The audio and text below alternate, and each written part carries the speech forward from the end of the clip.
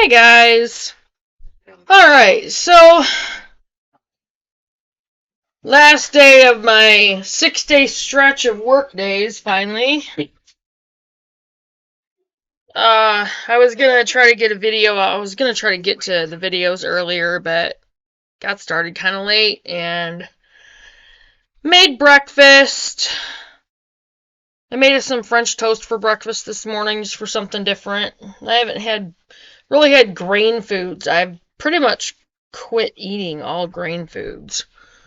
For the most part, I really haven't, a few little things here and there, but that's it. Well, the little birthday cupcakes are gone. Those were gone last week. Trying to think of what else is new. I'm trying to do a little straightening up. I'm gonna have to get a hold of Paul today or tomorrow, one of the two. Oh, maybe I'll try to text him today, see if I can go see him tomorrow and possibly get something set in stone for us to be able to get into a trailer in the beginning of December. So, and I'll keep you guys updated on that.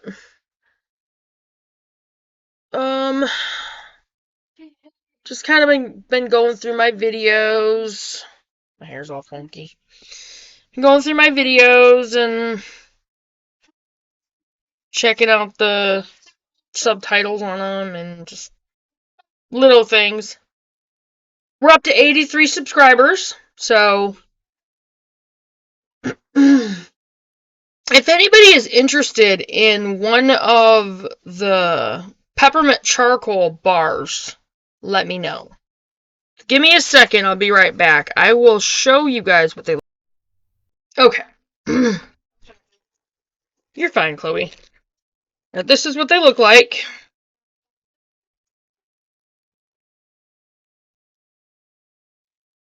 They're in... I ran out of, Oh, this is embossed. You just can't really see it very well. I'm gonna stay. Yeah, that's one of my embossed bars. Just can't really see it because it's been in the bag for so long. They actually turned out really good, and these are really good soap bars. They're good for your face. They're good for your skin. They are detoxing. They help to pull dirt and just crud out of your skin and make it feel really clean. You will notice that, later your skin will kind of have that oily feeling to it, and it's just because it's helping to pull the crud out of your skin. So, but if anybody is interested in one of those bars, let me know. So, just email me or leave a comment, and then email me if you want one. So, anyway,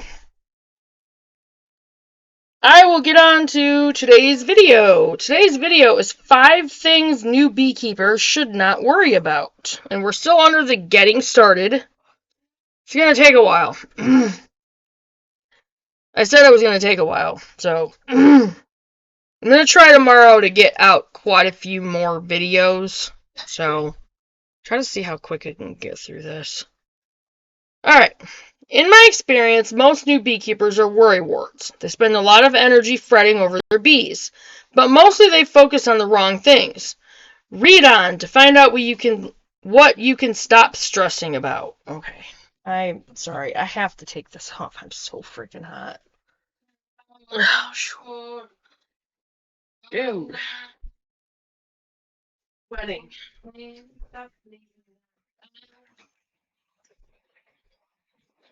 Sorry guys, I was way too hot. It gets really warm in here.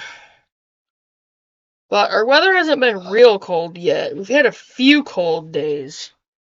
Some cold nights, but not much. Okay. Number 1. Cooling the hive. Honeybees like to keep their brood nest between 90 to 97 degrees Fahrenheit. This is one reason why they prefer to live in cavities. It allows for better temperature control and insulation. The bees maintain this temperature by generating heat with their flight muscles both on the surface of the combs and inside the cells. If the bees become too hot, they are perfectly able to cool the colony as long as they have a water source.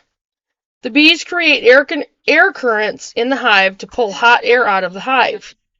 They also employ evaporative cooling by spreading water on the surface of the combs.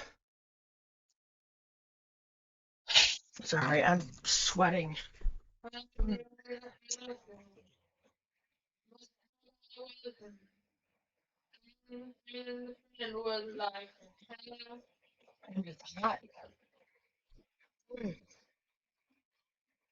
Ooh, okay.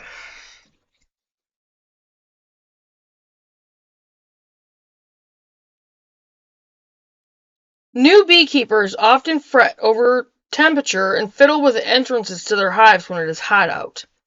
However, this usually does more harm than good. If you vent your colony by propping the lid or pull the board out of your screen bottom, you are stressing your bees with these changes. Worse, you are releasing the scent of honey, which may draw robber bees. If you want to help your colony with temperature, make sure they have a water source that they are using. If a colony is struggling with heat, you will see them gather in a thick mass on the front of the hive, hanging in a strange clump like in the photo below, and I'll show it. This is called bearding. It is nothing to be alarmed about if you see it on a very hot day, but if you see it consistently, it is appropriate to interfere. I recommend shading the colony temporarily with an umbrella instead of venting the hive. That's called bearding. Number 2, burr comb. Burr comb is extra chunks of comb that the bees often build between and on top of frames or on the walls of the hive. Basically, they are combs built out of place. Sometimes, if the space is big enough, they will fill these brood combs with honey or drone brood. Usually, these combs are broken during an inspection. Burr comb is normal and it is not a big deal. If it is in your way, scrape it off with your tool. If it prevents you from closing up the hive properly, remove it. Just know that the bees will rebuild it. I only remove burr comb if it's in my way. Otherwise, I just leave it alone. If you are not sure if you have burr comb or cross comb, try stabbing downward at it with your hive tool. Burr comb is shallow and you should be able to break through it easily, while cross comb will be deep. Fun fact, burr comb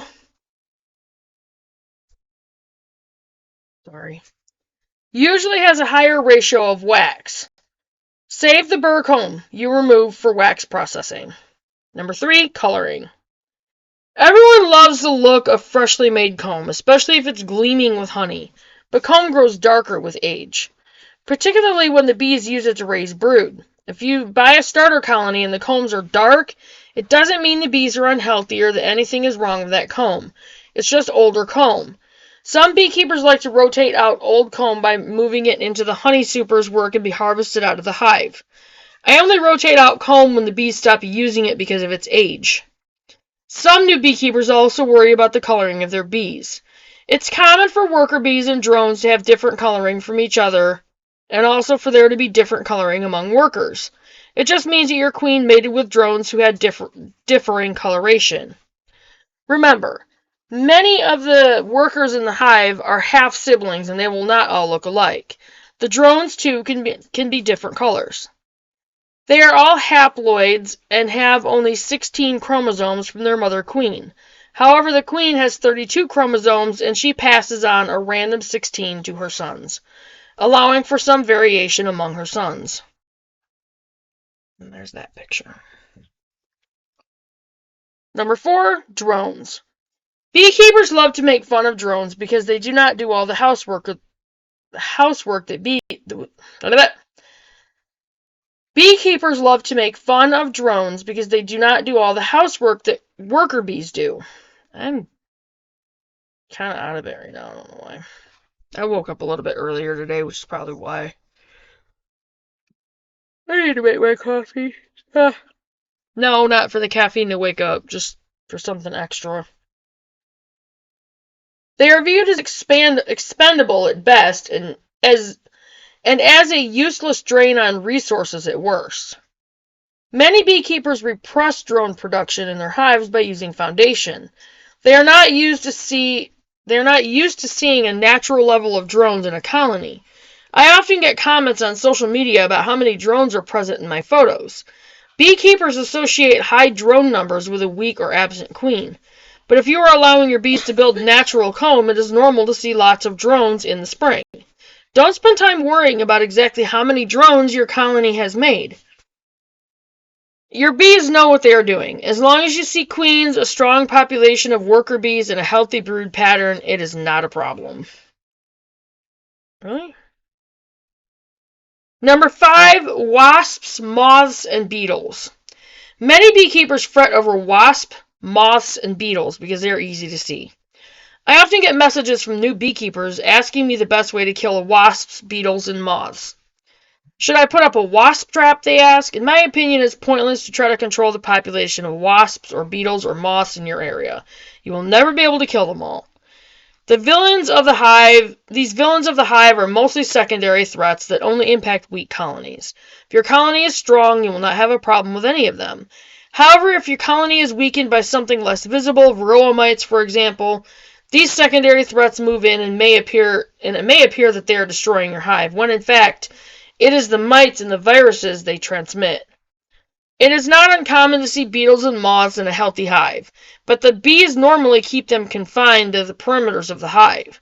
There is no need to worry about it unless you see actual destruction of the combs. If it's moths, you'll see a webby mess. If it's beetles, the combs will appear slimy. The bees should be able to fight off beetles, moths, and wasps themselves. However, there are some areas where these pests are more virulent. Check with local beekeepers about how concerned you should be, but mostly you need to focus on keeping your colony strong and healthy. Keep an eye on your brood pattern and test for mites. If you notice beetles or moths in your actual combs, it could be a sign that your colony is declining in health. So there you have it. Take these items of your list of worries and try to relax a bit. You'll have more fun. Okay. So that was all for that one. For 5 things new beekeepers should not worry about. Definitely a good one for me to remember because I'm a worrywart.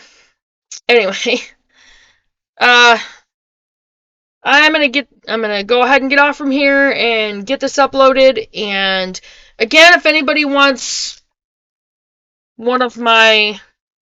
The bag only looks like that because it's been in that bag for a while. I would just put it in a new bag. The soap is fine. I've used them. They're fine.